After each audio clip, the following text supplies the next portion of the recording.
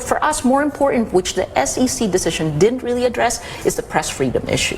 And I'll shut up. I feel like that we're demanding rule of law. Okay.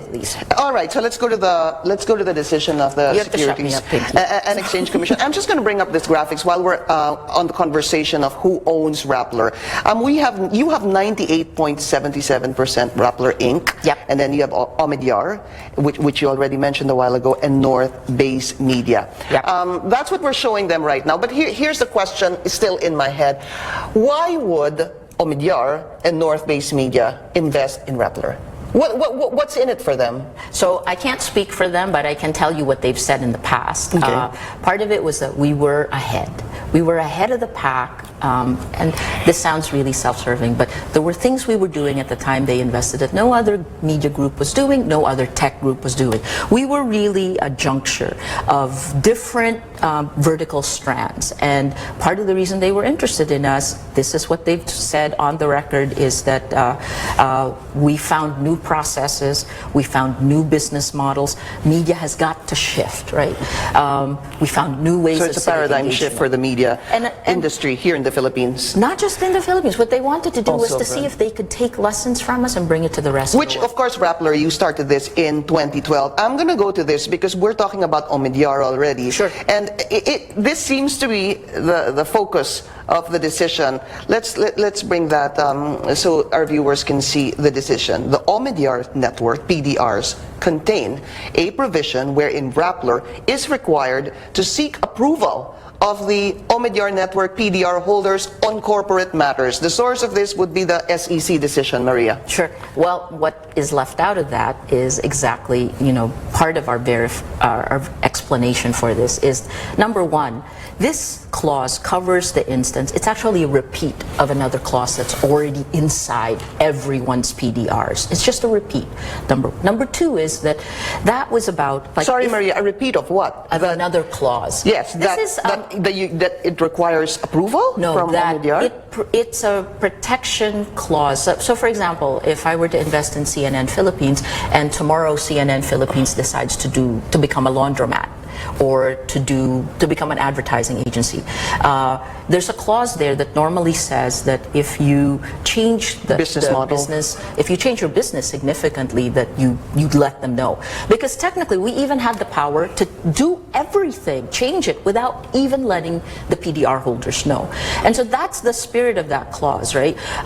Having said that, the way the SEC interpreted it obviously is not. We disagree with that interpretation, number one, because even if they voted against it, they can't make us do anything. We're not under their control, nor do they want to control us. Mm-hmm. In fact, the information flow goes, they look at what we do so they can learn lessons from what we do, right?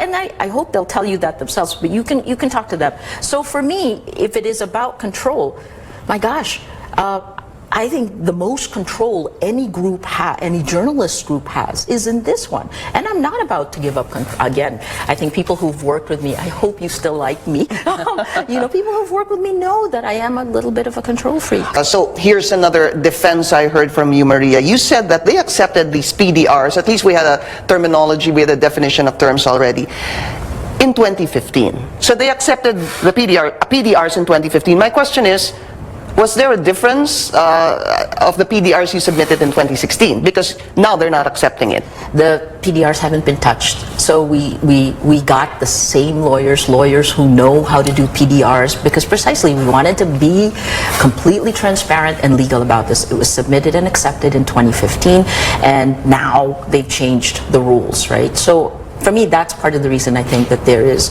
a political motive. And then I think the other part, let's just say, right? Let's just say they say, okay, well, we don't like that and you need to change it now. We change it.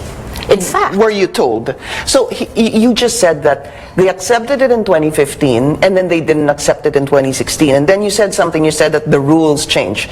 Did the rules change? Obviously. Were there rules that were changed? No, not officially, but the interpretation. So again, I also think that we weren't given due process, because if they tell us, hey, by the way, we don't agree with this, change it. In fact, we would immediately. Omidyar Network, in our discussions with them, this shows you how much they care about that clause. They said, okay, we'll take it out, right? That clause that we showed everyone a while ago. That's the only one that The provision on the requiring seeking approval. Right. Okay, and then they said they would be willing to even delete that. Yes. Take that out of and the they told whole equation. The SEC that. The SEC then said, no, too late. So, if you're saying that there should be due process, from my Yes. understanding, Maria, there was no precedent of this. This is the first of its kind. Yes. So, why are you saying that if they were going to change something, they should have at least told you because they didn't follow due process? From what precedents are you basing this So from? this isn't the first time that the SEC has gone after a company. It's the first time it's gone after a media a company that has public interest, right? In which case, again, you have the business corporate side of it, which sends a signal to international investors, and then you have the press freedom side. So I would say, if anything, the government should go overboard to make sure that, there is due process. It skipped a step. We never got a chance to talk to the Supreme Court in mind, but we never got a chance. SEC chairperson. Yeah, we never got a chance to involved. actually. After the special panel came out with its decision, we didn't see that decision. We weren't given a chance to respond to it. We weren't given a chance to talk to the SEC. But Maria, what if they say that we've been investigating you since December of 2016? They put everything down to this one clause that, again, Seeks I'll say, approval. if it was a normal company, they would tell the company, change this and give them a year. This is something that we've seen in other records, right? They would give them a year to change the clause because in the end, the SEC is a business body and it wants to make sure business operates, right? And follow. It doesn't void, nor does it take that extra step of revoking licenses. That actually impacts our Filipino investors. All of us, a lot more. So it's a question of, again, with this supposed seeking approval, is the decision says that anything less than 100% owned is a violation. That's what I really want to discuss, because anything less than 100% Filipino control is a violation they don't own it though. They don't own it. So where is a PDR? Where does it say that they actually own or that they can tell us what to do? Here's the other part. If you think about it, you take that clause further. All right, so they vote against it. I would still do it. It doesn't say anything. That's a repeat clause that is in every single PDR. So they are investors, but they're not owners. Absolutely, they're not shareholders. Yeah. In fact, again, we go back to that definition of the horse. Rappler Holdings. I was just going to say Rappler Holdings has the shares. They're 98.77%. Okay. Rappler Holdings, 98% owns 98% of Rappler Inc., as you saw in that, right? But the shares for the PDRs are not owned by them. Rappler Holdings has them. They're unissued and they're held in escrow by the company. The PDRs, you actually have to ask, why would people invest in PDRs? It's because they believe in the company. But that's what I asked you. I mean, what's in store for them? I asked you that a while ago. Yeah. It's really either what? The horse race. Yeah, to win? We can win big or they can lose their money. 90% of startups actually fail, right? But what do they get from us? I can tell you what they've gotten from us. They've seen how we do civic engagement. Okay. We have something called Project Agos, which is a disaster risk reduction platform. There have been lots of things that we've tried. But they're business people. They're business people with key interests. Omidyar Network is both a for-profit and not-profit. It's a VC, and then NBM is a venture capital. Well, have they gotten any return on investment? None. I'll tell you the other one. Well, thank you.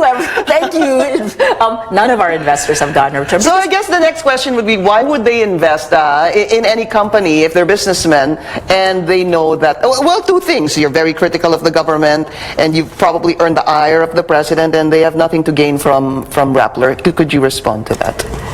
One, we are moral not, suasion. No, what they get from us, there is this global search for ideas.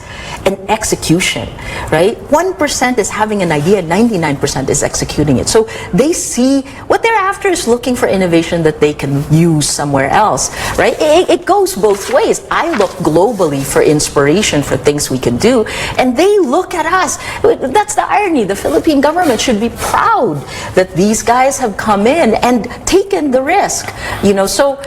But it's obvious they're not proud because they're saying you already violated the rules of 100% and that's why it's obvious ownership. there's political interference in this. You have, though, the NUJP, you have the FOCAP, you have several lawmakers defending and standing by Rappler. How do you feel about that? Thank you.